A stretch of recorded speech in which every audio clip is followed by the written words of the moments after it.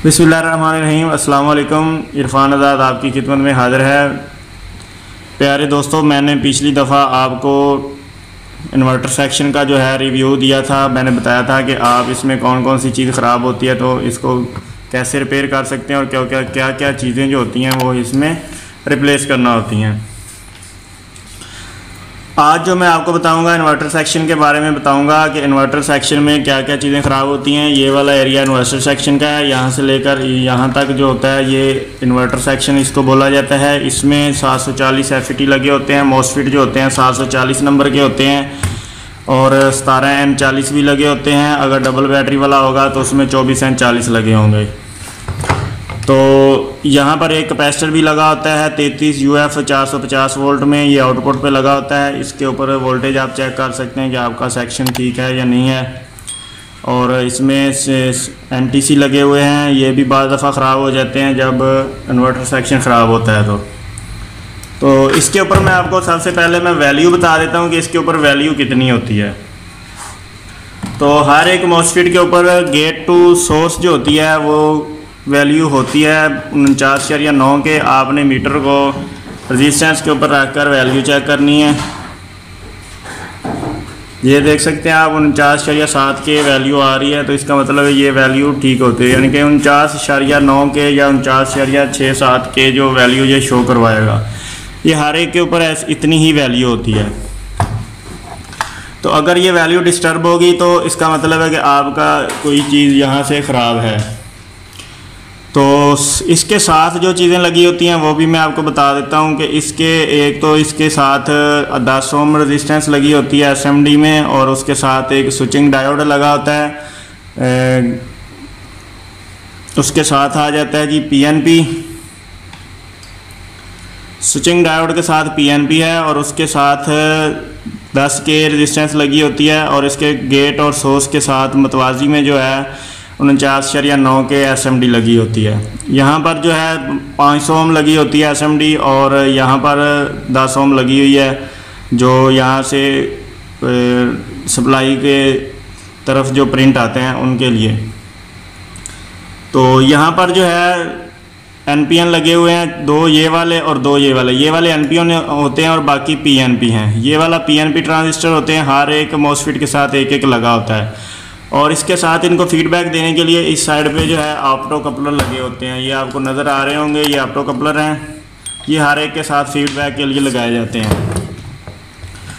तो अब मैं बताता हूँ आपको कि जब ये ख़राब होकर आती है ये वाली साइड, तो आपने कौन कौन सी चीज़ें चेंज करनी है। तो इसमें 2 कंडीशंस हैं। एक तो होती है नॉर्मल कंडीशन, जिसमें अक्सर होता है कि ये वाले जो 740 लगे हुए हैं मॉसफेट लगे हैं ये शार्ट हो जाते हैं। आप इनको चेंज करेंगे तो आपका UPS ऑन हो जाएगा। और बाज़ दफ़ा होता है कि ये पूरा ब्लास्ट हो जाता है।